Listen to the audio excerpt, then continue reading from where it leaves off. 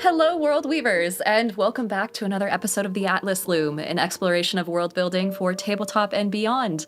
I am one of your lovely hosts, Diana Fay, and joining me, as always, is a man who has an extremely rare form of lycanthropy, where on every full moon, he turns into a 50-foot coil of hempen rope. How's it going, Deb? I usually find myself at the end of the night tying up a boat, which is like pretty cool because I'm a fan of boats. I'm a big tall ship guy.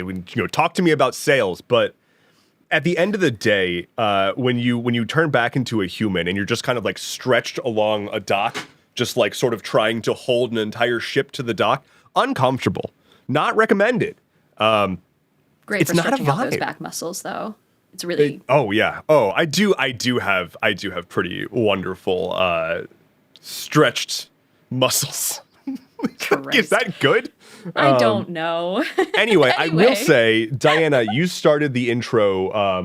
This is on me, dear viewers. I recommended for Diana to go ahead and get started with the intro, and then I reached for my water, thinking that she would wait more than like a tenth of a femtosecond to start doing the intro, so I could take a sip of water. But instead, she just went right in. Yeah. And so Yep. the first thing on this episode is me just taking a big old gulp. Yeah. Anyway. I gotta keep you on your toes.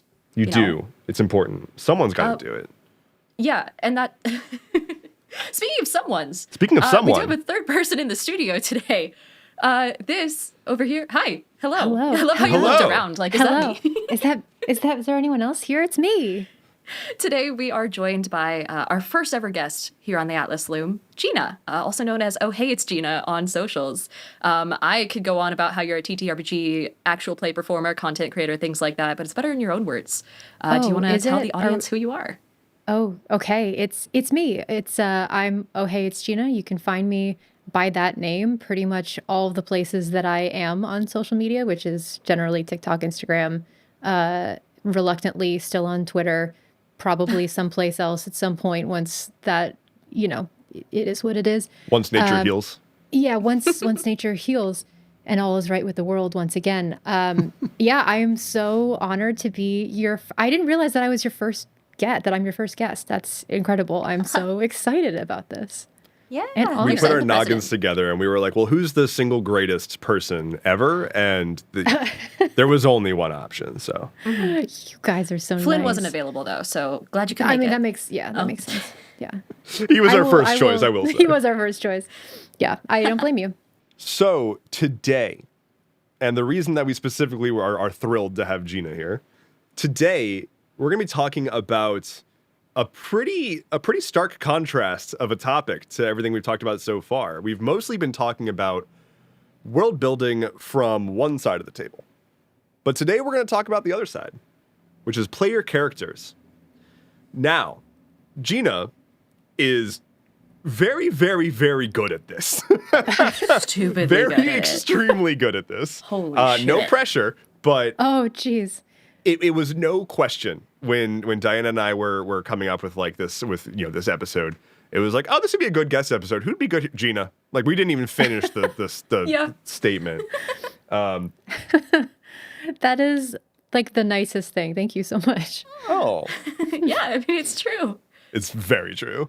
We're gonna dive into creating compelling characters, for weaving them into the existing world, having them make sense in the scenarios that you're building, tying them into the ongoing plot, especially if they're like coming in midway through or if they're starting at the beginning of the campaign. There's a whole lot of storytelling that starts with the people who are actually the ones moving the story forward.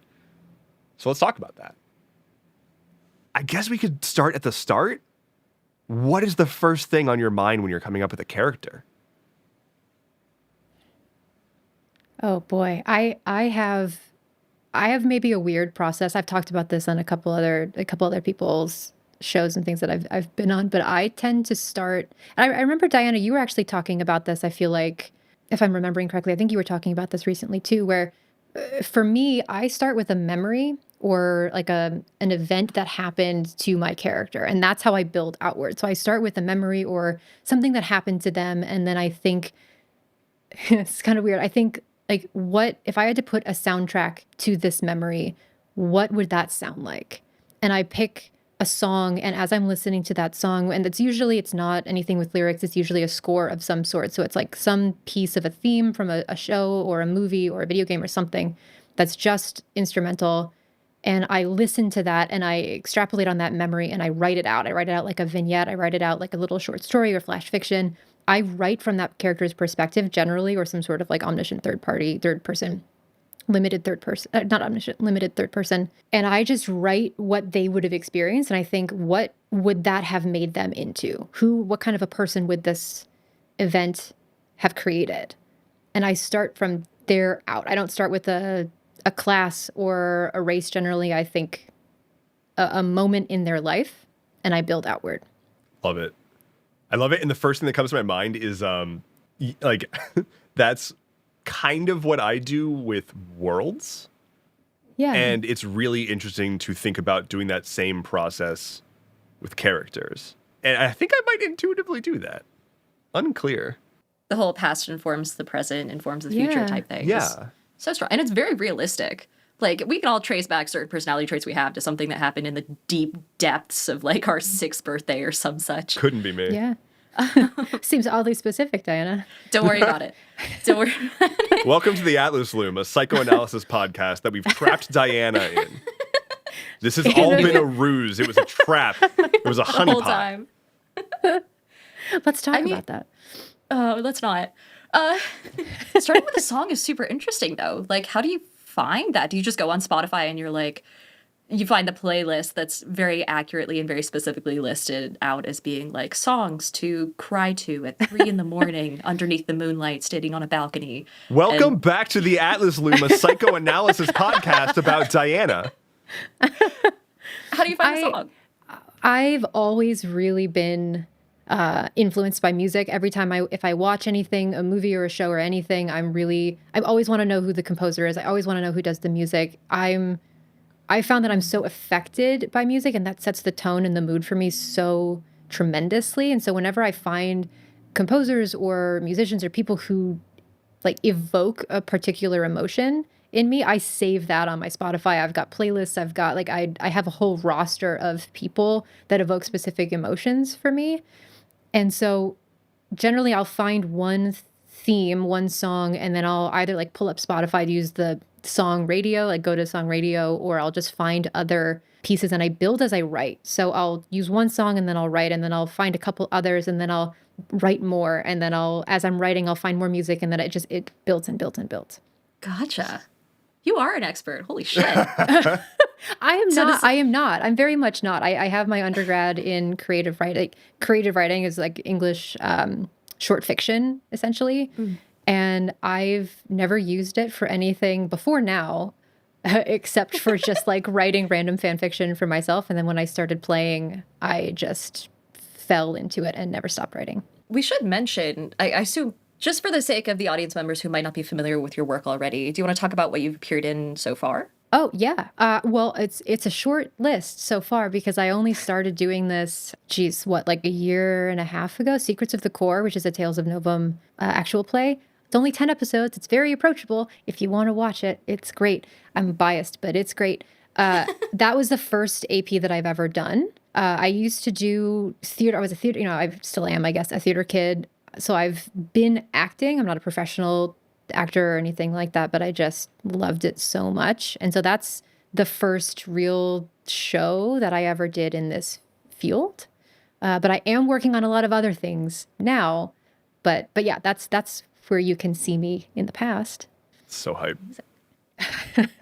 I want to stay on the topic of music a little bit longer because I so frequently, like, that is how I drive the vast majority of ideas. Is I'll go for a walk, I'll just listen to essentially just like an inspo playlist. Like I'll aggregate songs that do things to my brain into one place, put it on, and just more or less zone while walking and listening, or driving and listening, or whatever. I don't zone while driving, but like letting it just make thoughts appear and then coalescing them either around a character, or like I said, I do a lot of situations based on music it's like this would be the kind of music that would be in the background of a insert scene here. And It's so I such get a like GM thing to say. I get really vivid pictures of things that are happening, and it's such a good tool. It's such a good way. If you're the kind of person who, I think it is a very like it kind of takes the right kind of person who really is in tune with music, who really can have emotions just put on you by music. That is such a powerful tool. It's such a good way also to get you into a different headspace. If you're having like writer's block or something and you just listen to some music that just takes you into a completely different space, so helpful. It's so funny that you say that, because that's actually in my day job, I'm also a therapist. And so one of the things that we do and that I've done with clients before, and I do it with myself, is it's called a mood induction. And it's actually where you take music specifically for people who maybe are having difficulty connecting with a particular emotion, or they're, people are like, I know that I should feel sad about this thing and I'm not feeling sad and I don't know how to connect to that feeling. Using music is such a fantastic way to do that. And it sounds like, and I know this is what I do in character building, and it sounds like this is what you do, Deb, for world building too, is you are inducing a mood. You are putting yourself in a situation where you are connecting in a different way, or in a deeper way, or in a new way with these feelings, whether it's melancholy, whether it's, like high stress situations, if it's joy, if it's panic, if it's desperation, whatever it is that you're looking to evoke in that scene or in that environment. Finding music that allows you to do that is a fantastic way to connect to it. And scientifically proven. It's a real thing. We love science here at the Atlas Loom. We love science. Very scientifically focused podcast over here. We only follow the scientific method. You're a science podcast now. Yeah, you're welcome back to the Atlas Loom. You're a neuroscience therapy psychoanalysis podcast focused on Diana. Hey. I mean, we all have STEM degrees. We could, if we want to pivot, we could do it. It's time to go. Yeah, let's do it. Along a similar line to like exploring music that kind of conveys the vibe of your character and listening to that, and creating character playlists, which if you haven't ever made a character playlist, audience, you absolutely should. It is so much fun, and it's a really good thing to listen to when you're getting ready to get into a game and get yourself in your character's headspace following everything that these two just said. Along a similar line, making Pinterest boards for your character. Oh my God, it's just fun. And it really works to kind of help you solidify the themes of your character and start to think about like, oh, okay, like I know this person's attitude, I know their personality, but what do they actually look like? If you're in a fantasy setting, what does their magic look like? What, Pinterest has a lot of quotes. What quotes describe this character and their past and their future actions and their rationale and things like that? It's just so much fun. And also sharing a Pinterest board with your DM and being like, here's this. And then they read it and they're like, where'd all this trauma come from? That's also really satisfying. I don't know if that's something that you guys do often. We're going to have to dedicate like another extra episode to just trauma and the role that trauma plays. Oh, God. I'm Gina, available. If you want to come back around. Anyway, watch Secrets of the Core. Speaking of trauma. Yeah. Oh, boy. But I love a Pinterest board. I think I remember when that thing that we're not really talking about yet, that we're going to hint about just to build hype. Yeah. When you sent me yours, you posted it in the... Amazing. I gave you the light version of it. There's a second version that no one has seen. I believe that. Yeah. It's just fun. It's the colors mostly, like even just starting with something as blank of an idea as, oh, I want my character to have magic that is purple.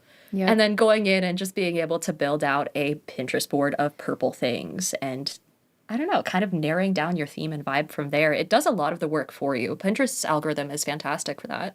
I think that's a really good, touches on how I tend to approach what you specifically said about purple, right? Like, I tend to start with a theme of some kind. And I want to caution one of the things that I have like actually written out in my notes for this episode. So I just want to verbatim say this. Don't make gag characters. They get old real fast. If you make a character based on like a shtick or a joke or a meme, and then you're like 8 sessions in and you're like, why am I still doing this? Like, it's not, it wears off quick. So when I say that I start with a theme or or something like that, I don't mean that I start with a thing and just zero in on that one thing. But I'll usually start with like, okay, what's a quirk or a like single just sort of concept, be it purple, right? Like I could absolutely see like purple. Everything about this character is purple. Why? Like answer that question. Like, why is everything purple? How does that serve the character? And like, what does that mean? What is their background? What got them there? But I will frequently start with a limitation or a just vibe, like a general concept. And I've talked about this character before, but on a character that I made for a one-shot recently for Sir Pfeffers, I started with just butterflies. And I started with the butterfly effect specifically. I knew I wanted to do something with sort of abstract, like 1 degree off. I really wanted to make a character who was all about indirect impact. And that is the concept that I use to then build out the rest of the character. Is like, why is he that way? What got him to be that way? I named him based on that. And he had like symbolism based on that. So he had like a butterfly like pin on his cloak and stuff like that. But beyond just what he looks like, having a purple vibe or a butterfly vibe or whatever, it instructed how I was supposed to play the character and what the character valued, which was specifically indirect involvement, having an impact on the events that are occurring without ever being tied back to it. Not in like a I just cast invisibility and punch somebody in the face kind of way, but I am just going to move this thing over here. And now there's an obstacle in the way. And I've like pre-planned for preventing their escape because I've like created difficult terrain and there's not even a fight happening yet. I just moved a barrel. Limiting myself, I guess, in that way, giving myself that restriction, that mindset of this character wants to operate in this way. That's the easiest way for me to get into the mind of the character that I'm trying to play and check myself, like check endeavorance at the door and stop myself from making the correct decisions or the logical decisions instead of making the proper character decisions. Yeah. I feel that so much. And that's something that I sometimes, when I'm playing with people, sometimes I feel like people get frustrated.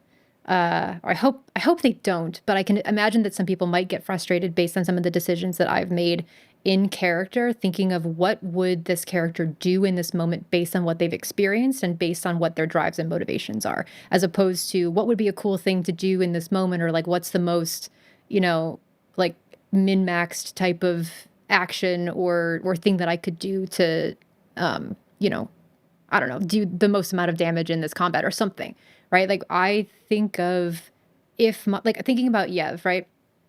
So many of the decisions that I made for Yev were based on what her ultimate goal and ultimate motivations were, which was, spoiler alert, to bring her brother back who had died and who was just wandering. His soul was wandering because there was no way for him to cross over. He was lost.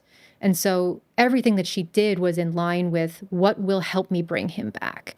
And also simultaneously with this idea, this concept that I had for her, just like Dev for you, this idea of, indirect involvement, that is his theme of, for Yev, it was so much of her life she didn't want to be here anymore. And so there is still that lingering feeling of, I don't care what happens to me, that's combating with, but I also need to be here in order to bring my brother back. So it's kind of tying it back to this idea of like building your character from the inside out. It's so much easier to know what your character will do or how they'll respond to something if you know what they've already experienced and you know what they want and you know what matters to them. You can make those choices in game easily because you understand them. You've lived in their skin. It's one of the few situations where just saying, oh, it's what my character would do, makes sense if it's actually something your character would do and it's a well thought out thing that's the result of their past, and you're not just using it to be a dick. Right. The first thing that came to my mind, this is just the world building DM side of me. The first thing that came to my mind as you're talking about that character was, one, how can I mess with it? And two, how can I twist that back around on the character, right? And when you base your character off of something as significant or as passionate as bring my brother back, what if that ultimately isn't the right call, right? Like this is what your character's all about. This is their driving force. This is everything. This is how they make decisions. This is why they're still here. But then maybe I'm just going to just speculate here wildly, but like, you know, as an example, maybe they learn that their brother's soul is happy and like finally at peace, and to bring them back would be detrimental. Yeah. And then having to reconcile that. Your life's purpose doesn't pan out. And now what? What do you have? What else is here? Yeah, what do you have? Exactly. Yeah. And that's character growth, baby. Like that's the shit so that good. I want to be, as a player, I want to be eviscerated by my DM. I want them to just, every knife that I hand them, because I do, I give, Alec will tell you, I give you a lot of things that have happened to this character, things that they want, things that they're afraid of, what their fears are, what, you know, all of these things. I expect and I hope in some way that will be used against me in the best way, because and there's always a place for that, right? And of course it takes a lot of trust in your fellow players. It takes trust in your DM, immense trust in your DM.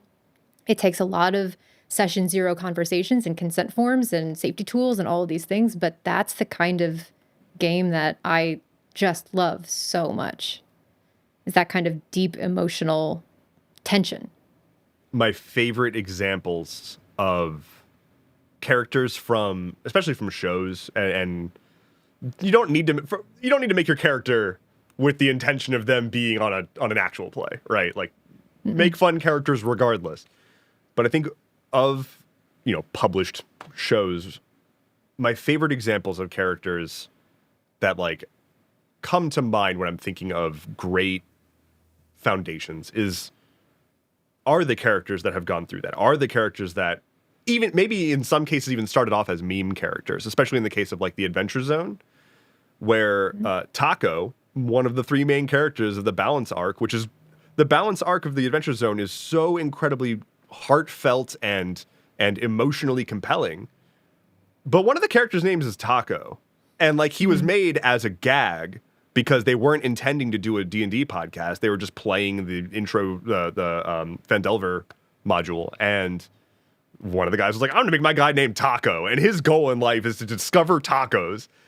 That character ends up having like such in-depth emotional growth, and they straight up like, they're like, this is dumb, I don't want to do the taco thing anymore. But he's still named that. He's still goofy. Like he still has a funny voice, but he has also a lover, and that lover is the Grim Reaper also.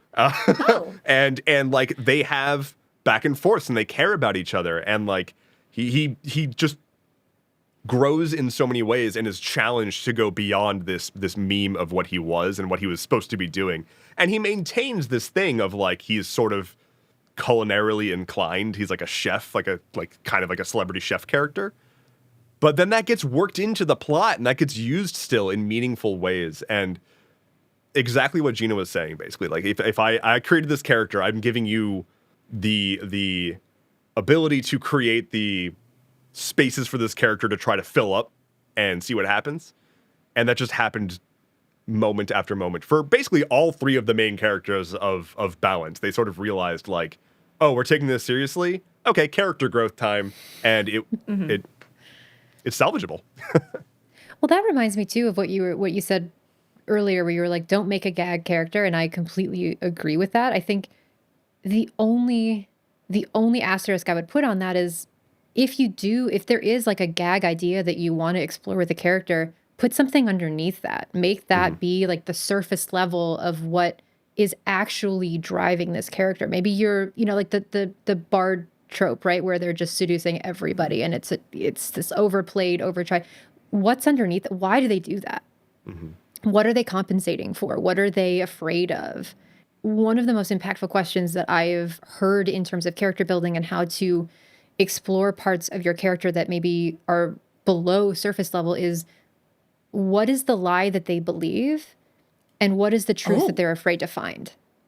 Oh. I love that. Oh, shit.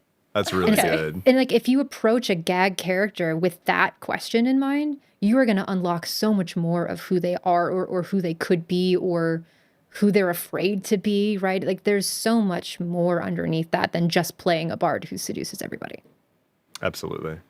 Kind of going into the other side of that a little bit. After you've built out a character and you have like their whole backstory and present connections and goals and motivations in mind, when it comes to actually sitting down at the table and like role playing and like getting into their skin a little bit, doing an accent if you have one, you know, making decisions in character, do you have any tips for kind of like shifting into a personality that's not your own? I think this is maybe not quite the answer that you're looking for, but I tend to take, I think you and I have actually talked about this before. I tend to take little kernels of my own personality, or little aspects of myself, and turn them into characters, or try and explore that in a way through my characters. So it's not necessarily that I am playing my own personality, but that there's a part of that personality that I relate to, and that helps me to sort of tap into that. I've found it very difficult for me to play a character or to play a personality that I don't relate to in any way. And that doesn't mean that you have to necessarily take a part of yourself and turn it into a character. That's something that I like to do, but not everybody wants to do that, or feels capable of doing that. That's totally fine. It's finding something in that character or in that personality that you can relate to. What's the thing that you can lean on in moments when you don't know how you would respond or what somebody would say? Something else that's been helpful, I think, is finding, in terms of like accents, or in terms of getting into character, settling into that space. Music, one big one for me. I have so many character playlists. I listen to my character playlists before I play. I get into that mindset. I have different subsets within because I have a problem. I have different subsets of like moods and situations. And like, as the campaign is going, I change up some of the music. I change up some of the stuff. So it's reflective of where my character is at that moment. But music is really a great way to get into character. Finding catchphrases, so things that they would say, especially if you have an accent, or words and things to help you get into that, like into the right tongue position, into the right, like, like getting all of those, what are the linguistic words? Like I don't know, where your tongue is on your teeth, and like the mouthing of different sounds and vowels and all that stuff. If you have phrases that you can sort of check into before you get into that can be really helpful too. It's genuine advice that I hear. I know I think Seb and Alec have both given the exact same advice, where they're like, yeah, this is something that they teach actors to do. Even just beyond like the accent part of it, I have a character who I get into the vibe of by mostly just saying strings of threats, but they sound really good in her voice. And so I just kind of have drifted into using that. Yeah. But it is genuinely solid advice if you're not shy about like wandering around your house and just like saying phrases to yourself over and over. I do that all the time. And finding, I do it in the shower. I'll do it when I'm driving home. I used to, when I was like, before I started Secrets of the Core, I was nervous because I'd never done that accent like on video before. So I was very cautious about it. And so I would drive home, and I had like a 40-minute drive home from work where I was working at the time. And I would just read street signs and things on buses, things on trucks, names of things, billboards. I would just list things that I saw as I was driving, as I was coming home before I had to use it. It's very bizarre getting used to that. Like, I am in this room talking to nobody every day, basically. I yes, there's a camera recording, but I am in this room talking without anybody else here frequently. And then I went to go start practicing some voices, and I was like, this is weird. This is so weird. Like, I know nobody can hear me, but I can hear me, and I hate it. This is bad. And you gotta push past it. And I mean, you don't have to. You don't need a character voice. But if you do want to do a character voice and you like to do that, practicing is literally the only way that you're going to get better. Like, I complain very frequently about how I can't do accents for shit, but you want to know how often I practice doing accents? Basically, not at all. So that's on me. And we will have another Atlas Loom episode here coming up down the pipeline, talking about character accents, kind of slipping into portrayal of someone who's not necessarily you, but maybe you in a different font, basically. So keep an eye out for that episode down the road. I actually do want to dovetail off of what Gina said about being careful with playing a character that's just opposite you, like completely different from you. Which is funny because I agree and also have a note in my notes that's like, play characters that are very different from you. I saw that in your very professional sheet. Yeah. Thank you. I saw that. I put a lot of work in my very professional document. So professional. Audience, our document is just a Google Doc that I think I filled out at like 2 a.m. last night. It's not. Some of the characters that I've made that were very stark contrasts from myself were genuinely uncomfortable to play, which is like, I don't know, maybe a good statement on knowing who I am, but also it made it so those campaigns just like weren't as enjoyable. Like it was a fun idea to want to make a character. For example, I was playing in an Acquisitions Incorporated campaign, and if you're not familiar, that module is just basically all about making money. It's all about like capitalism in like a jokey way, but you know, in like a everything is money kind of way.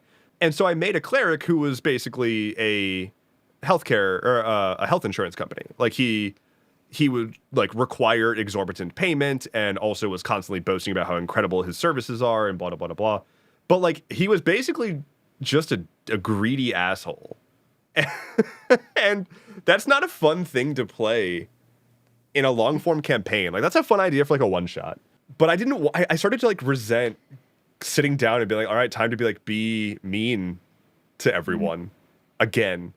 And I personally am not able to do that. I'm not able to separate myself that cleanly to not be otherwise like emotionally affected by what I am doing at the table.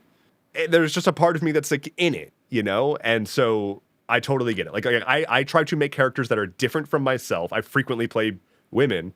I usually reach for something that lets me ground myself, even if the character is very different from myself. That kernel that we talked about.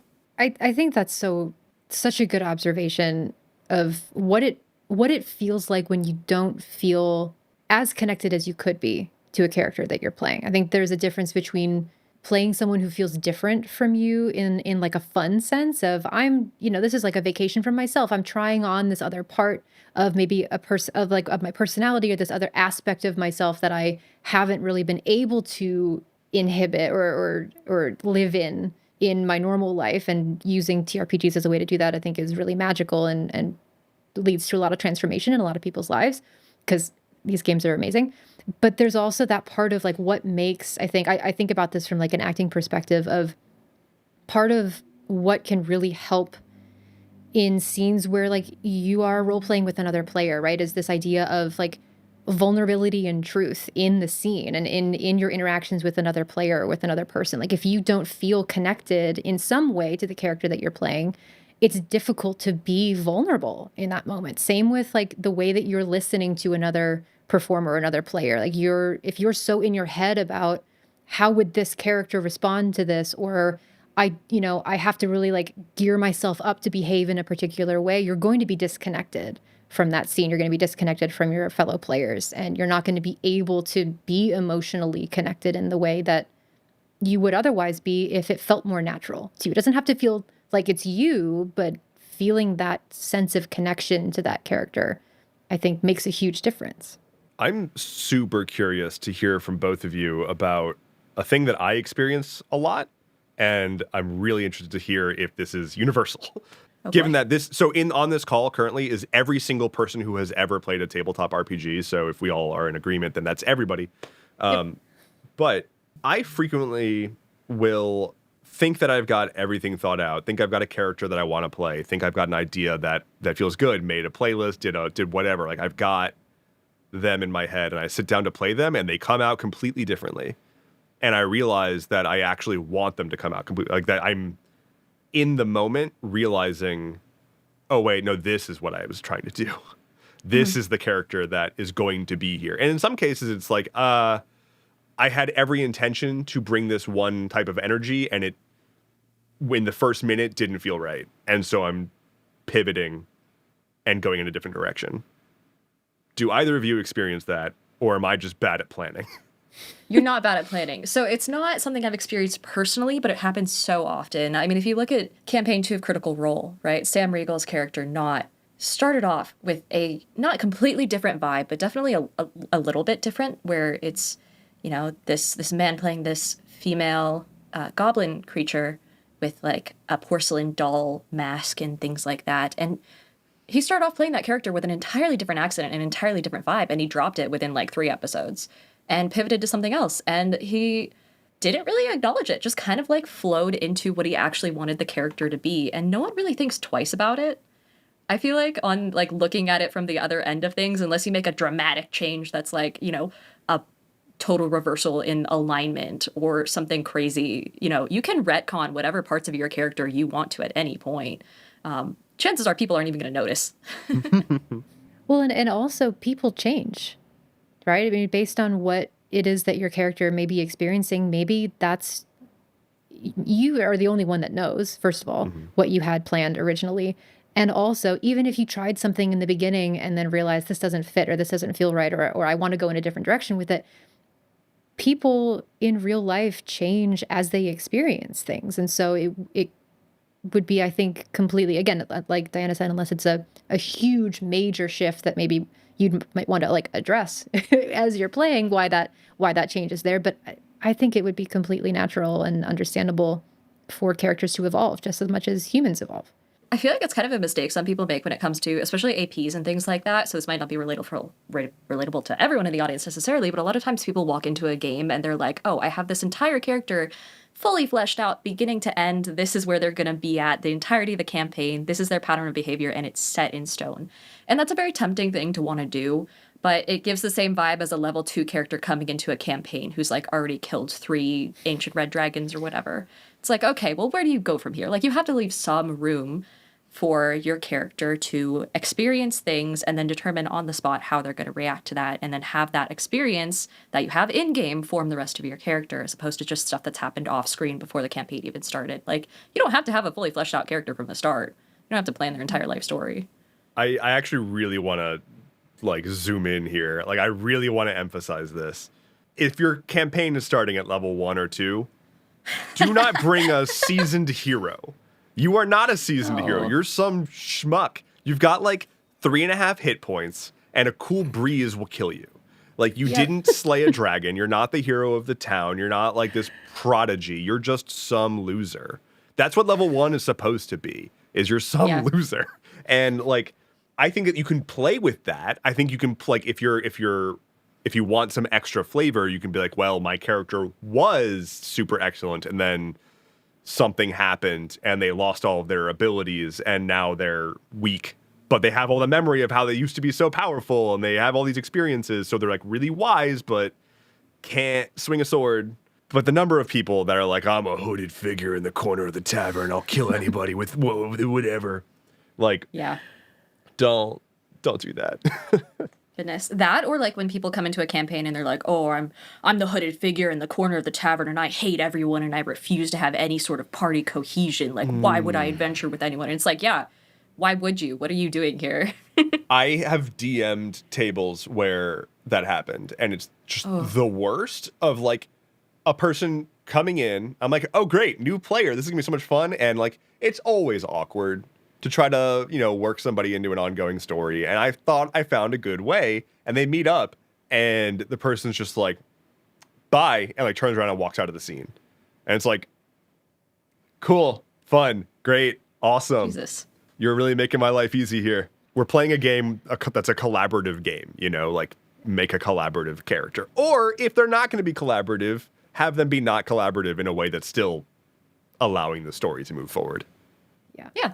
Which I think is, again, it comes back to knowing what your character wants and what their desires are and what their motivations are, because there is a way to play a more loner type character, or somebody who like doesn't get along with others, or is the very like edgelord. I say this as someone who historically loves an edgelord character with like an asterisk, you know, like edgelord adjacent character, but there has to be a reason for them to be there and for them to work together, because you're not, like you said, you're playing a collaborative game. It's not going to work if you're not, for some reason, collaborating with other people. So maybe they have a secret desire to be on this journey or to be on this adventure for reasons that people don't know, but you can build that in, and you can talk to other players, and you can talk to other characters, and you can still be involved without just playing this super loner, I don't want to talk to anybody, I'm just going to sit here and sulk in the corner because I think it's cool kind of character. Yep. Yeah. There's very few things where I'm like, you need this for your character, but you hit the two right on the head, where it's like you need a reason to adventure and you need a reason to stick with a party. And those can be the same reason, but if you don't have either of those, one or both of those, you might need to rework some things. And that's both on the player and the DM, a little bit on the DM, to be like, Oh, yeah. hey, here's some things that you might be interested in, or some reasons why. But that's, in my opinion, I feel like that's predominantly on the player to find reasons to be involved. No one else is going to hold your hand if you want to play an edgelord character to get you involved. That has to be on you. You have to be the one to make that effort. I think a really great way to get into a mindset of like, nobody's excited about sitting down and being weak necessarily, but I find that early game characters, weaker characters, level 1, 2, 3, whatever, the biggest impacts that you're going to have, like, you're not going to be strong. You're just straight up not going to be strong. Usually, whatever game system you're playing, unless it's specifically a game system about like playing gods or something, the flaws have a huge impact on your character at that phase. An outsized impact compared to your strengths. And so I always recommend, like, start with your flaws and discover your strengths. Like, that is always how I first approach a character, is what's wrong with them. Okay. And I have that in common. Welcome back to the Atlas Loom, a psychoanalysis podcast where I've trapped Endeavorance and Gina just sitting down and talking about our problems.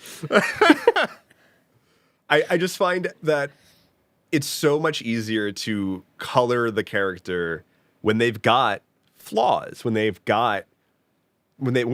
make bad decisions because of the flaws, when they approach situations different from I would because of said flaws.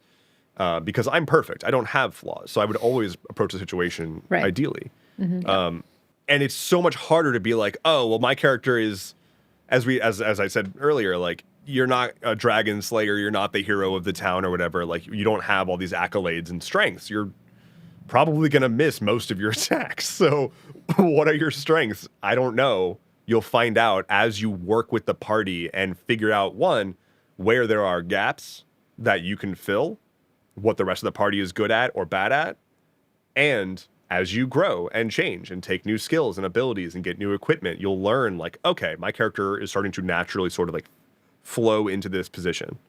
But from the drop and consistently throughout, and maybe you resolve some of the flaws, my character has been incapable of focusing in a crowd or any number of things that can immediately have an impact on the story. A very useful question for both of you, which is, how do you guys work out the details of your characters? Because what we talked about so far is very much like, this is the core of my character. This is what's at their root of their motivations and their personality and, like, their reactions to things. But how do you make sure that your character isn't just like a caricature of itself? Like, how do you make it go from just a two-dimensional, sort of very predictable creature into someone who has, nighttime rituals and interests and hobbies and, little quirks about themselves? Like, how do you fill in the gaps a little bit? It's a good question. I don't think I've ever actually thought about my process for that. I think some of it I don't have one either. Some of it I just sort of like make up on the on the fly. like when we recorded our first episode, which I won't talk about it, but when we recorded our first the thing that we're not talking about, a lot of that was it was almost like I was watching it happen in my head, and I was just describing what I could see happening or what I felt like was the right thing for her to do in that moment. That was improv? Yeah. But like some of it was not. Some of it was planned. Like some of the items that she has, right? Like I know that she has them, and I have in my head sort of cataloged what I would imagine would be in some of the things that she brought with her, right? Like I have some of those ideas sort of floating around in my mind, but most of the time it's just sort of what I envision instinctually my character's doing in that moment. sometimes I'll say something and I'm like, oh, that's not actually what I wanted, but then I just have to roll with it. Or I just, later on do something different and hope that people don't remember. Right. I would say it's a pretty similar approach to world building for me. It's a lot of asking questions about what I've already gotten down. So like, I know I want to have this theme. Why is that theme here? Okay, well, that theme is here because the character was at one point in their past associated with some faction. What was the faction? Who was there? Who else did they meet there? And where are they now? And just kind of like continue asking questions in every direction. And this is where ADHD becomes a superpower, because I just get distracted and jump from like spot to spot to spot and just sort of like create this web of all of those answers out from the central starting point of like what's the quirk with my character. I struggle with ADHD and executive functioning and things like that too, and which is one of the reasons why I've never had the what's the word I'm looking for? Patience for like long form. Long form writing. Like I would never write a novel. It's never what I wanted to do. Short stuff is really good for me. Flash stuff especially. And so I do something very similar as you, Dev, is I write, when I'm writing these things, I'm writing snippets of memories. I'm writing dreams that my characters have had. I'm writing, sometimes I write bedtime rituals, or I write, if we are in a campaign, I'm actively writing in the downtime what my character might be doing in that downtime. If it's nighttime and everyone's gone to bed, what is my character thinking when they're laying awake at night, right? I write those things out, and that in those little snippets help me to piece together all these different memories, all these different thought processes, to just be able to improv things later on if I need to, because I again, like I know them. I feel like I have a good sense of them as I'm playing them.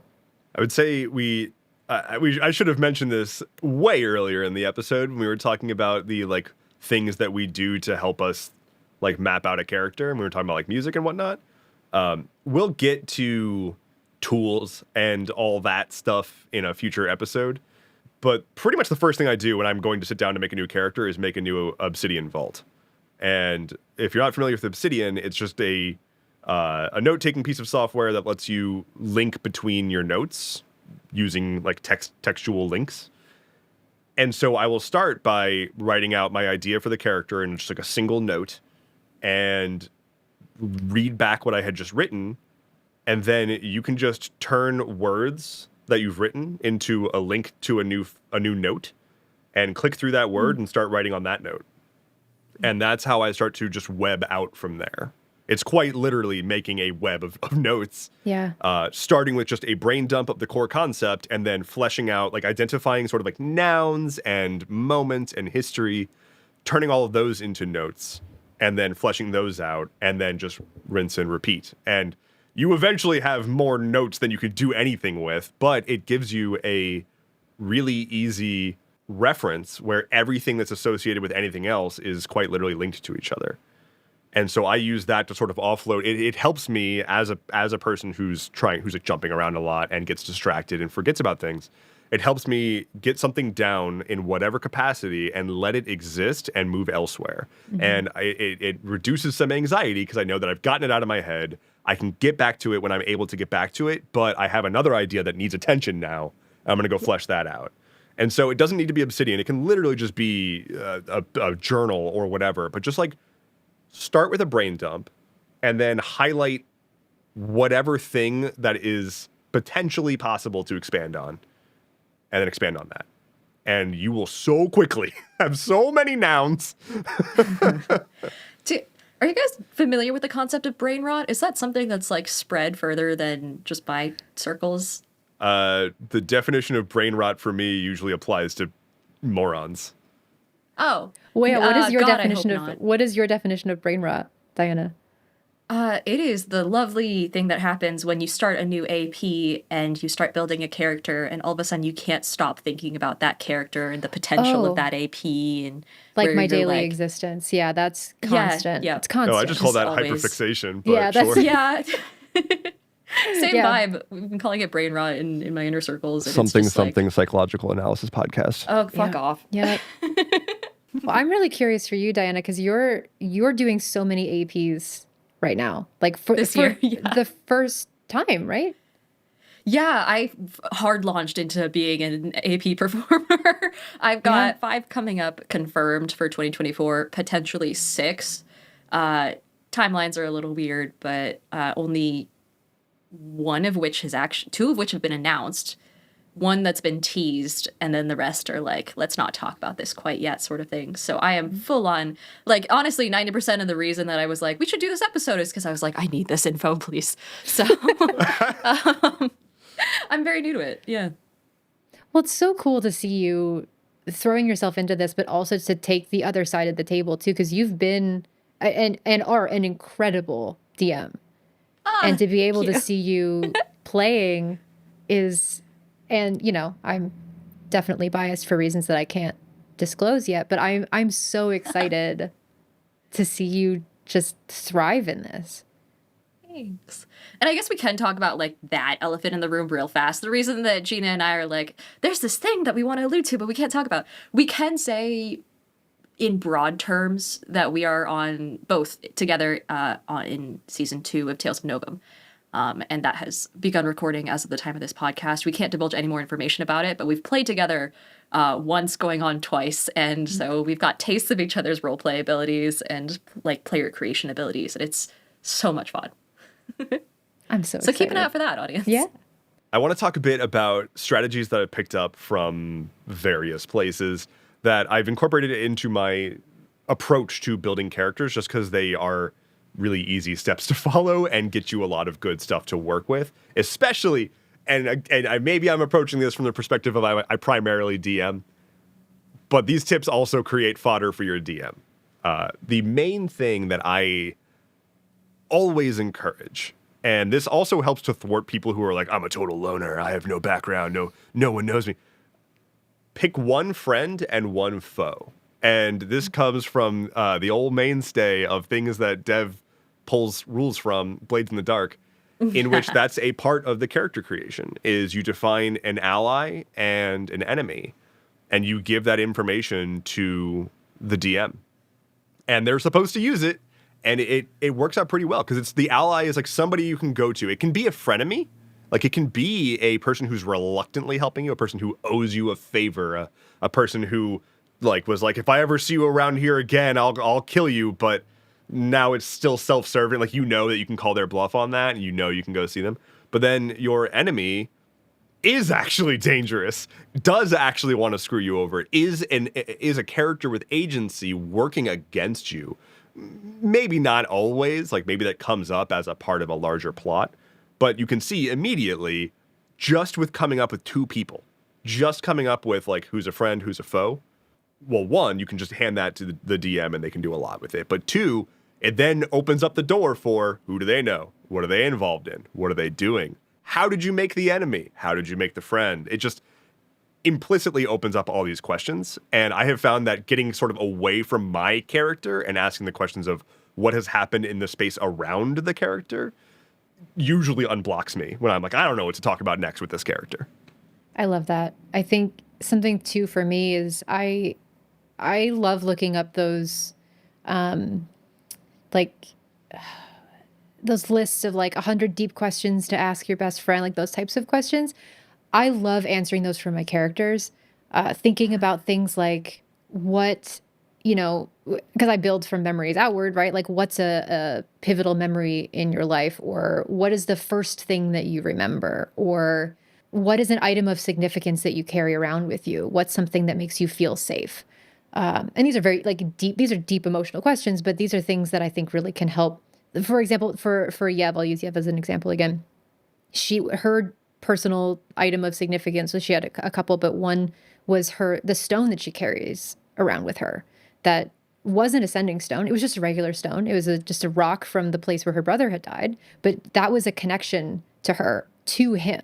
And that became something that, you know, was a unifying thing for her throughout the campaign of that. Like, that's how she found connection to him. That's how she spoke to him. I think we sort of sometimes get really in our heads about like details of events in our characters' lives, but if we can think about other things that maybe they carry with them or things that matter to them, we can then build outward from there. That literally, like, basically exactly what I was going to say is look up questionnaires online and answer them in character. Yeah. You even listed off some of the questions because, like, I have a full questionnaire that I usually use and send to my players if they're working on a campaign with me that asks, like, basically those sorts of questions. What makes you feel safe? What makes you feel unsafe? What's an item you have, like, verbatim? Like, do you have any other existing connections? What beliefs do you hold? That question you had earlier about, like, what lie does your character believe? And or I might be And the misquoting truth that they're now. afraid to find. And that, yeah, like, that's good. And that's tangible for people like me who need, like, a process to follow. That's a really good start. Didn't you also recommend, you had, like, a book that you told me about one time? Yeah, it's fantastic. And it has so many, the ultimate RPG character backstory guide. Oh, easy. It's That's just a really manual. easy. It's super easy to look it up. And they make them for world builders. They make them for DMs too. But the book is really great because it's laid out from like level 1 to level 20. So the more that you read through the book, the higher level your character presumably is getting. So it's things like, what are the holidays that your character grew up celebrating? What are their favorite foods? Think about a time when they had to leave somebody behind. Who did they leave behind and why? Things like that. The things that really kind of get you thinking about experiences that they've had, sensations that they've experienced, right? Taste and smell are such impactful and visceral experiences for us. Of course, that would be the same for your character, because then maybe in the context of a campaign or in an episode for an AP or like in a scene, maybe your character smells something that smells familiar to them, and that brings them into a new place in their character. That brings you into a new place as the player. Maybe there's food there that reminds them of a place of their, childhood home or something that can really help connect you in a different way. I think real quick, that touches on a very often overlooked just thing to have on hand ready for your character. Favorite food, go-to drink. It will come up. Yeah. And you probably didn't think to plan for it because you thought that you could just do it on the spot. But the second that you're asked, what are you drinking and what do you order? Deer in the headlights every time. And strong dislikes too. I feel like that's such a memorable thing for a character, like for them to have a really firm opinion on something really just benign. Yeah. It humanizes them. It makes them more of an interesting character, because then you're thinking, well, why do they hate that so much? There's obviously a story there. And even if you don't go into it, it just gives them more dimension. That's the fleshing out that people really need. I will also say one of my most fun things to do as a DM, which I haven't done for either of you guys for Strahd yet, but I plan to, is getting like a concept of what your characters are thinking about as they're dying. And you're sitting there making death saving throws and being able to flash back to a vignette of some earlier time in your life that was maybe happy or maybe horrifying, that you're sinking back into the darkness of. That just flavor-wise adds so much to the emotional moment of being at death's door. I like to sprinkle that in there just as a fun little side tip. And then also just working with your DM in general. Oh, yeah? Oh, no, I was just laughing as someone who has experienced so much trauma, character trauma, and knowing what you are capable of, which is the other thing. Yeah. But yeah, the other side of it is that your character creation shouldn't be just you sitting alone in a room, like in a vacuum. Please, for the love of God, consult your DM. When I have my characters my players create characters, I offer to provide them, not just the basic stuff like a hometown, but I can give them, if they tell me, oh, I kind of want to be part of a faction of cooks and chefs, then I'll give them that world info if they don't want to make it up themselves. I give them birthdays, so that way that when we get to that day on the calendar, they have a little bit of something to celebrate, and that leads to really good roleplay moments. You should be consulting your DM most of the steps along the way and having that sort of two-way conversation. Mostly so they can use it against you, but also just so it makes your character more rooted in the world. Yeah, Diana, I remember when I was building my character for Strahd, which I am devastated that I'm not able to participate in right now because I'm just so massively overwhelmed. But such a good character too. I had such ideas. I was ideas. so excited about that character too. And I remember not knowing all of the pieces of it. And I was just sort of spitballing with Diana, and we were messaging back and forth. And I was like, here's what I'm thinking. These are the pieces that I have down, sort of, that I'm really excited about. And these are the pieces that, I don't really know what direction I want to take it in, or all of the information. What do you think? And she wrote me back with just like paragraphs and paragraphs and paragraphs of lore and questions and suggestions. And it was just such a wonderful collaboration between the two of us, because that was so helpful for me in knowing that you not only like the ideas, but also have your own sense of investment in these pieces and know about these things, so that if we ever did stumble upon these places or talk to these people or get to that place, like, that I know and trust that where you want that to go, and you have information that I don't have. And I think that that's such a beautiful thing. I want to endorse that and say that that experience that Gina just described was the literal genesis of me even approaching Diana and being like, we should do a world building podcast. Because I was like, I made a character, and then I was like, here's my character, isn't this fun? And then I get like a 400-page document, a dissertation that's been like peer reviewed with like all of this extra References. information, and like just so much, like the birthday thing. I was like, I have a birthday. And like, yeah, I was like, it became inherently obvious how much care was being put into the details that are being sprinkled throughout the world. So, endorso. Getting back to the actual like tips for making your character. One thing that I think people do frequently is start with a goal of playing a specific niche race, or trying to make that kind of work.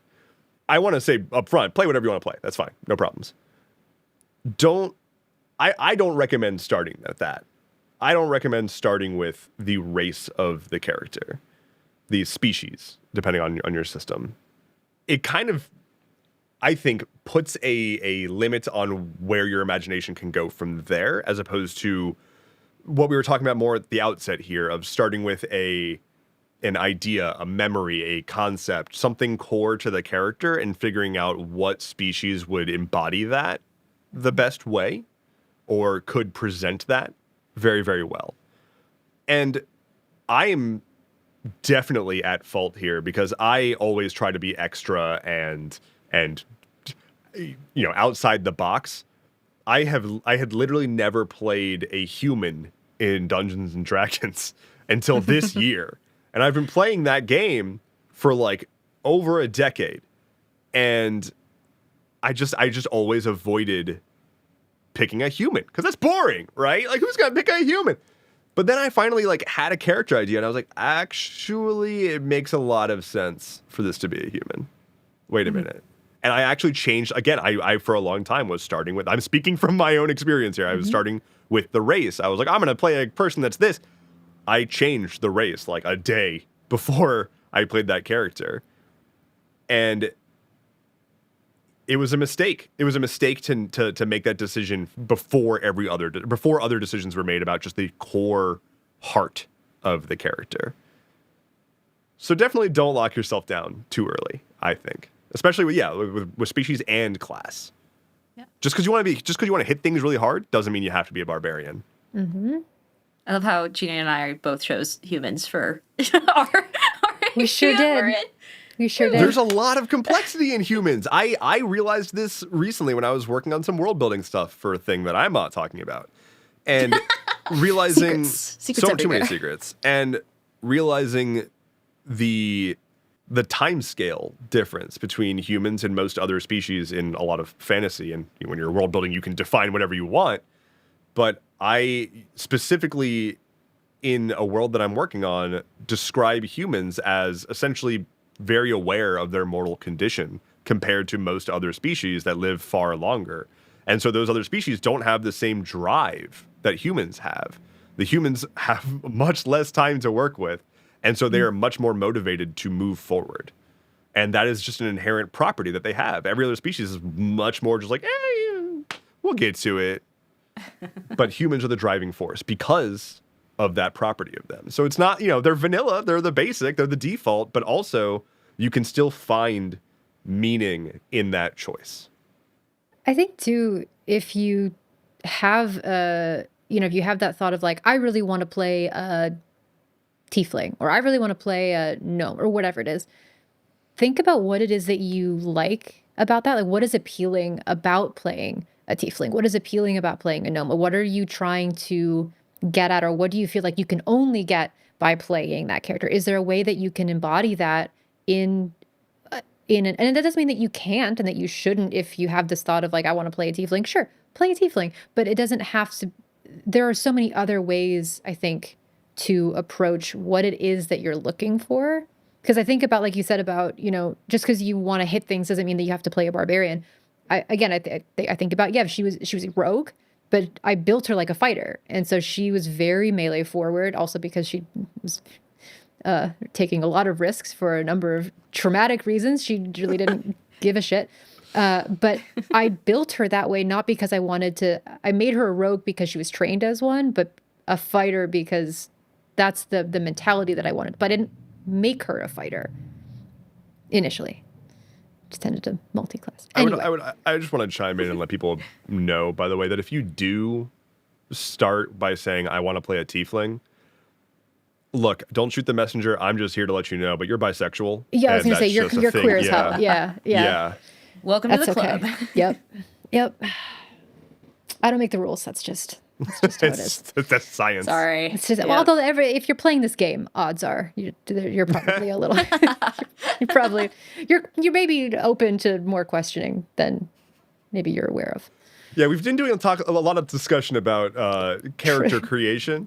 Mm-hmm. Now we're going to talk about different your identities. Character creation. Oh, okay. Goodness. Anyway, something psychoanalysis. Mm-hmm. Oh, yep.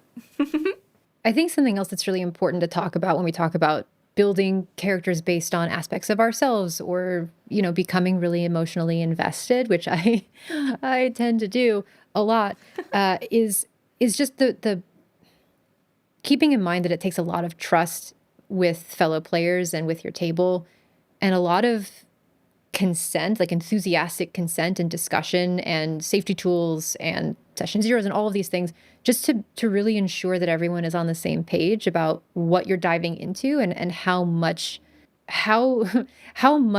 of your own emotions are showing up in your character and in the scene. Because I say this as someone who's experienced this often, like when we really become tied into our characters in the way that I think makes for incredible roleplay and incredible art and gameplay, bleed can show up. And bleed's not necessarily a bad thing. Bleed being like the what's the word that I'm thinking of? The like integration of our own emotions and our own wants and needs and thought patterns into our characters. Like that, I think that can be a really amazing and impactful thing as an actor and as a player, but it also can sometimes be confusing, and it can also sometimes be harmful to us if we don't know what to do with that. And so I'm curious for the two of you as seasoned DMs and also players, what your experience has been like with that, and just what your thoughts are on that. I would also add, just to the whole complexity there, other players being emotionally impacted by you. Oh yeah. Absolutely. Especially when you're really getting into it. And it's like, I'm thinking about stuff from Secrets of the Core, but when you are in it with another player and you are tied into your emotions or into your character's emotions, and they're in theirs, and you're having this interaction, that has real effects on you as a player, and them as a player and as a person. And so it's really important to not only have that sort of set, those conversations to have been had beforehand, but also to be checking in with one another afterward. Yep. And even during, like if you feel like things are getting really intense, like you can always step out. And the thing that comes to mind is, I wasn't even a player in this, but Diana, you were. The Monster Hearts with Kiki, Kiki was, if I recall correctly, Kiki was playing a very mean character. Yeah. And Kiki's Kiki's got some talents, but not typically just an outright mean person. Typically a very supportive and lovely person. And I remember tuning in and I didn't have the context yet, and I thought that Kiki was legitimately mad at other players on the table. I was Kiki's like, what just is going stupidly on? good as a role player. Yeah. Oh my god, they're amazing. We even had to sit down before that session started and talk to our audience and be like, hey guys, by the way, Kiki specifically is not actually an asshole. This is just their character, just to put that out there. And then we also had like trigger warnings and stuff available in the side chat. You know, people could take a look at the potential triggers related to the episode before tuning in, which all just kind of loops back around to safety tools and consent and things like that. Like before Kiki made the decisions that their character made in game, they talked to the person that they were opposing and they said, hey, by the way, like, this is something that my character might get into. They might start to bully your character a little bit. How far do you want that to go? How far do you not want that to go? Because it tackled actual issues that that victim, and I'm just going to keep using the word victim because it's easy to distinguish the two, that victim had actually dealt with in their real life. So making sure that potentially dangerous or potentially psychologically troubling scenarios are talked about above the table and not being afraid to talk about them, even though they might be like a spoiler for something that might happen. Making sure that you have that green light before going forward is super important. And then, yeah, like Gina said, doing check-ins during the session, after the session, sitting everyone down and being like, hey, that was a really emotionally charged episode. How is everyone feeling? You know, if you feel weird at any point, DM me on Discord or whatever messaging service happens to work best for the DM, and I'll see it and I'll pivot away. And we do have an episode coming up talking more about safety tools, but when it comes to that psychological part of it, the bleed and how ingrained it is with your character, that is really important to mention in this episode as well. Getting to the meat of Gina asking about sort of bleed, I can definitely say very, very recently I have felt this, and it's important to check yourself and make sure that you're not letting this kind of stuff get to you. I have a character that's actually in Diana's campaign that can't speak and also is just very socially not adjusted, mostly in a rejected by society kind of way, not in a I am just difficult to get along with kind of way. And it wasn't really until after I had already started like making the character and even played a few sessions that I realized that it was essentially just a big allegory for feeling outcast and having a actual barrier between myself and other people as a person growing up. And there have been some sequences in that campaign, and so there have been some moments where it's like I realized like, okay, I am actually somewhere in my heart there is a feeling that I've triggered on my own dang self, and that wasn't the goal. And like it took a long time to realize. I didn't even realize that I had made a character that was causing or enveloped in this sort of putting a bit of myself into them. And thankfully it hasn't been like traumatic, right? Like thankfully it hasn't been unmanageable. But there were moments where I was like mid talking about like what my character is doing when I had the realization and like stuttered a couple of times because I was like, he's doing this thing, because I realized like, oh, this is, the thing to do, I think, for at least the way that I reground myself there is, one, just take a breath, and two, let it happen to some degree, explore it, and turn it back around into the character. And I've found that doing that with a previous character that I had that was way too much like me, I used those moments to pick sort of one, I'm going to say like sort of dialed in emotion from what I was feeling and focus in on that thing, focus in on my character expressing that in the scene and letting that drive some character development to ultimately narrow down and figure out what my character actually is that isn't just me in a different font. Kind of trial by fire, kind of exploring on the spot, but it helps you get a little bit further. It helps you sort of compartmentalize and move forward and like learn and quite literally grow as both yourself and the character from those moments. What was this about being a psychoanalysis podcast again? Something psychoanalysis podcast. Yeah, that's the one. We've come to the part of the episode where we are going to answer your wishes.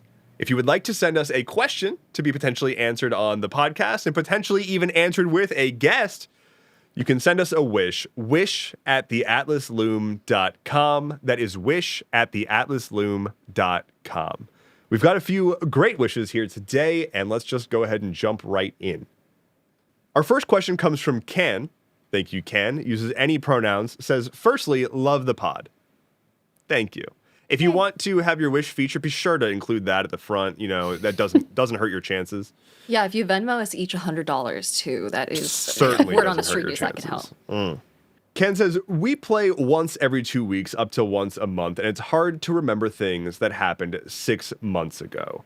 Ken is wondering, how do you go about actually taking notes during the session? Gina and I know a thing or two about only playing once every 2 weeks or a month, and it sucks. Holy shit. It hurts. So both from the perspective of a DM and also, given the topic of this episode, from the perspective of a character, how do you go about actually taking notes during the session, during the flow of everything, without breaking up the flow? I mean, from the DM side, it's hard and it's easy. It's easy because you kind of have, in theory, if you're working off of like a published campaign module or your own written stuff, you kind of have the majority of it written down already. You just have to go back in afterwards and just like mark like, okay, well, we got through this paragraph of the story or this room in the dungeon during this episode. And then, you know, if you can, kind of taking notes here and there without disrupting the flow of the story whenever your characters are having an RP moment or they're sitting around the campfire or working out, you know, short rest stuff. That's when you take a couple seconds and make a couple bullet points at that section in whatever document you're working in or in a little journal off to the side that's just like, you know, such and such released this creature into the world or such and such picked up this item. Really short bullet points. For the details, I usually rely on, and I'm gonna out myself a little bit here. I don't remember a lot of what happens in my session that's not pre-written or preordained by myself, which is why I tell my players, hey, does anyone want to do the session summary for me? Does anyone want to just like make a couple little paragraphs? Just let me know what we did. Because I do not remember. I like sit down and I black out. And then 4 hours later, I'm like, man, that was a great session. So I rely a lot on my players. But I try and take notes wherever I have like small breaks from DMing. Diana, I'm so glad that you said that you black out in when you because I do too. And I do as a player, I'm very spoiled in that most of what I have done so far has been recorded and I can go back and watch it and remember things that I just was not taking in the moment because I was in either like in a scene or in character or thinking about something else.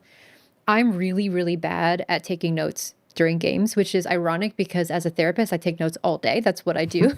So I take notes and I write notes, and that's like the bane of my existence. And I am, and maybe it's because this is like my escapism, and I'm like, I don't want to take notes ever again.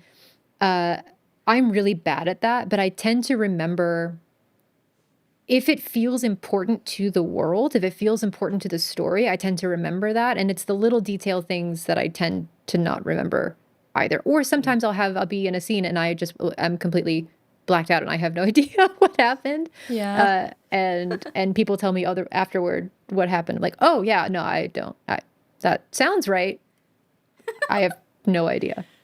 I tend to have some sort of scratch note, be it literally just like a legal pad or something, or more often if I'm like on a computer, I'll just have like a dedicated note in Obsidian that's just like, this is my dump pad. Like, I will it doesn't need to have any kind of structure. It's literally just reminders for me to remember big moments that happened in the session or NPCs I had to improv with their name and location or whatever, things to follow up on. I will just dump anything that's like, this is really actually important. I will just like the shortest possible thing to remind me, I will put there. Another tip that I can give, and this does require, I highly recommend, well, one, get consent from your players. I almost recommend looking up the laws of your locale to determine if this is legal or not without their permission. But don't do that. Get their permission. Record the sessions. Use an audio recording or whatever. Like you don't need to record it for publishing online. You can literally just put your phone down and do like a voice note Or if you're on a computer already, just use if you're on like a laptop, just use like the built-in mic, just hit record. And it doesn't need to be the best audio quality ever. In fact, it mostly just needs to kind of get like your stuff. And as long as you can make out what some people are saying, great. But then you can cross-reference that when you go back to your scratch pad. You've got, okay, like this big moment was here. If you really want to go wild with it, you can glance over at the audio recording and see like what the timestamp is and just mark the timestamp. And then you can scrub back through and quite literally you can get the benefits of what Gina said. The recorded session, you can go back and extrapolate whatever notes you want. That is not required. You do not need to record your session. I don't usually, but I have in the past. I find that mostly just having that dump note is enough for me to, if I'm on top of things and right after the session is done or the next day or something, write up my session notes and it's fresh in my mind, great. But I mean, let's be real, more often it's like I forget until the next session and then I'm like, oh shit. And then I go look at my like dump note and it's like incomprehensible. We love that. Something else that you could do within your players after each session, if you're not playing that frequently, is doing what I do or what we do for our home game, which is a stars and wishes. Like we do a little chat, afterward of like, what were your favorite things? What were your stars and what were your wishes of things that like you wanted more of, or things that you're excited for, or things that you're looking forward to, just to kind of keep that stuff fresh in people's minds. Because it may be that something that stood out to somebody else is going to be their star or their wish, and that's going to help you to remember what happened in that session. So that can be a nice way to like kind of mile mark your episodes too of what stood out to people. If you want to be the single greatest person ever, by the way, I once had a player, God, I miss this man every day. I had a player who, after each session, like the next day, sometimes a couple days, he would write up a like bullet point list of all of his thoughts about the session, what he thought that I did well, what he was excited about that other players were doing, what he's looking forward to that's going to happen with his character, and things that he wants to make sure are looped in for like future sessions so that I'm aware of it. Things that he wanted to clarify because he's like, I don't think I got these names correct, and also like I don't know if I totally understood what happened in this scene or whatever. And so I would get a nice compliment after every session, which was super wonderful. But then I got my player's perspective of like their notes and what's on their mind. And so one of the things that you can do as a player is share your notes, share your thoughts, share your sort of debrief with your DM. It's a group effort to take notes, and it's also a group effort to keep your DM not miserable. Well, Ken, thank you so much for your wish. I hope that we answered your question. We answered a lot of questions in your question, so hopefully somewhere in there it got answered. Our next question comes from Vienna, who uses they, she pronouns, says, I've been really enjoying the Atlas Loom. Killer name, by the way. So again, with the, not hurting your chances, thank you so very much. I promise we're not that vain. We're a little vain. It always feels nice to hear people say nice things about you. It's very kind. It's very sweet. Especially because after we second guessed our names several times and then realized that Fractures of Existence was way cooler. There's a whole arc. Oh. There's a plot line to the name of the podcast. Regardless, Vienna asks, you've talked about roll tables, and I've always loved the idea, but I've never been able to execute it well. If I ever have more than one, and then my notes, things get hopelessly cluttered, and play can feel stifled as I navigate my tables. How do I effectively use roll tables as a GM? That one's hard, mostly because I rarely use roll tables.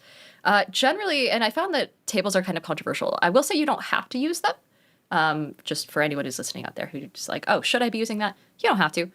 Oftentimes, actually, what happens is it might just make more sense for things like random encounters and town makeup and whatever to just pick something off the table that makes narrative sense. So you use it less like a table and more like a list of potential options and don't really worry about the role itself.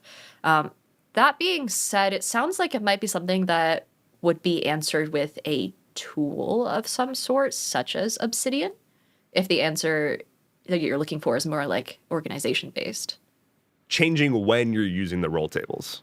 can be effective. It sounds like you're trying to use the roll tables in the moment while you're shuffling through notes and a little bit like, already handling everything that's going on as a DM.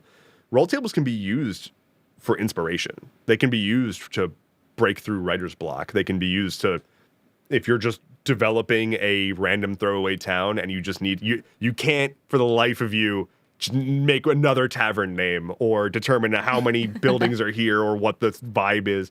Just pull up some roll tables. There's roll tables for everything on the internet. And you can just roll some dice and just let that answer your questions for you. And I think the same goes for also making characters.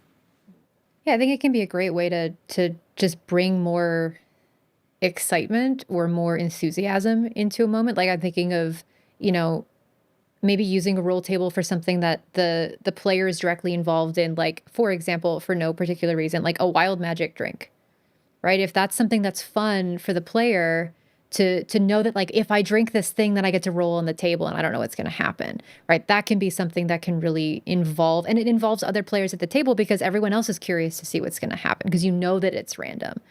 I like that as opposed to necessarily like relying on something. I can't remember which one of you. I think which one of you said that it was that you can just use it as like options. You don't have to actually rely on the roll. You don't. It can just be a list of options for you. But I like the idea of the funness of it, like wild magic or, if I'm trying to think of another example of something else that, as DMs, like what else is something that you could use to bring the player in? Weather.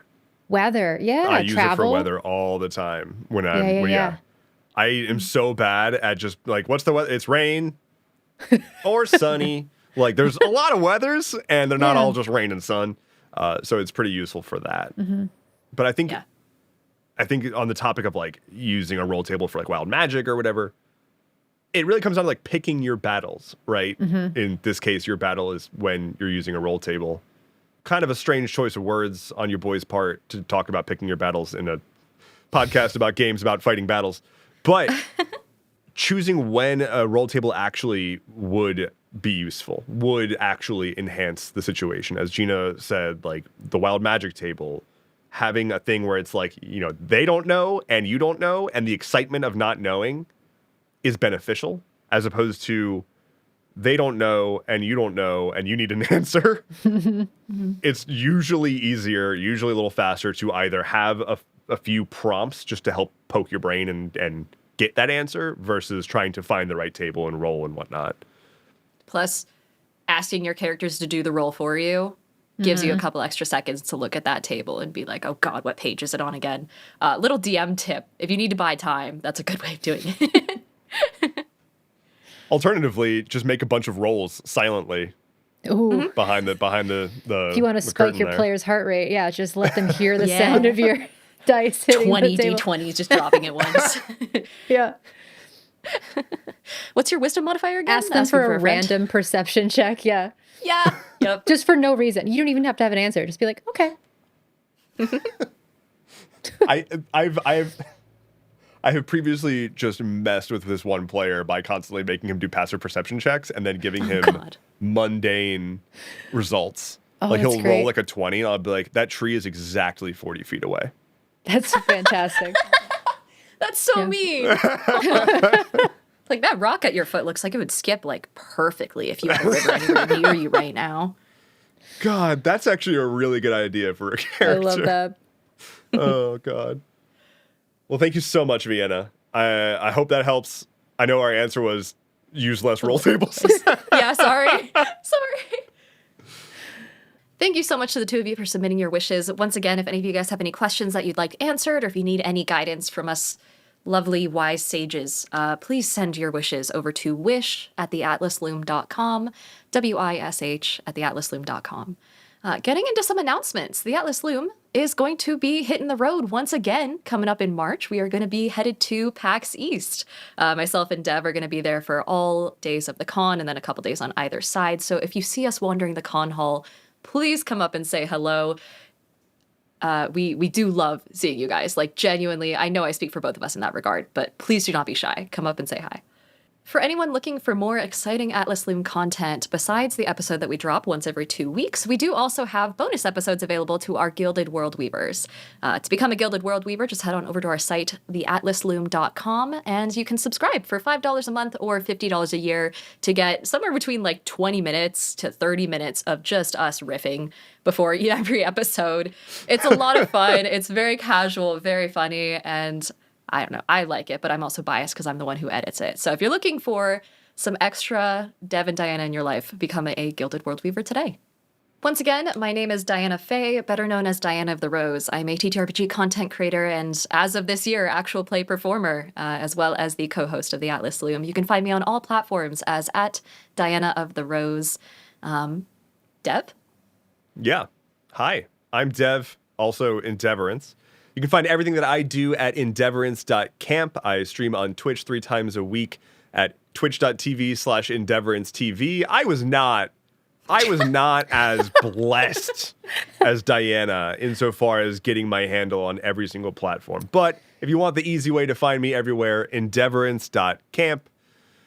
But most importantly, Gina, tell us who you are and what you've got going on. It's me. It's I'm hey, it's Gina with an underscore at the end. Because there is another Gina out there who has taken that username. It's okay. It's fine. I'm hey, it's Gina with an underscore at the end. You can find me on most social platforms. I would love to see you there. I occasionally make silly TTRPG TikToks. I do a lot of actual plays. I write, I act. I am a role player who gets way too emotionally invested in my characters. I have a lot of projects coming up in 2024. I'm very excited about them. Most of them I can't talk about yet, unfortunately, but one of them I can, and I'm incredibly excited because I am going to be starring in my first live one-shot as a Vampire the Masquerade live one-shot on Leap Day, a very cursed day, February 29th, Thursday, 7 p.m. EST, 6 p.m. CST, with Jillian Foxglove, AJ Winters, Christian Carlson on the Playmats Twitch. So if you want to see me be a vampire and cause all sorts of havoc and be a menace, tune in. I love havocs. I love menaces. Havocs I and love menaces. a good havoc-y menace. Don't you? Yeah. We love Folderol here. Mm-hmm. Well, thank you so much for joining us, Gina. It's been an actual pleasure to have you on the podcast. Please come back anytime, every time. Just You made it look easy. yeah. I would love that. I'd love to. Anytime you want me back, just send me a message. Will do. You know where All to right, find we'll be me. in touch tomorrow. Okay, perfect. Same time, same Cool. place. So I'll see you tomorrow. Thank you all so much for listening to this episode of the Atlas Loom. Our paths will cross again soon. But in the meantime, keep on weaving your worlds. Bye. Goodbye. Never know how to end it. Never know We're not good at the It's scripted parts so of this bad. podcast. We don't do scripts.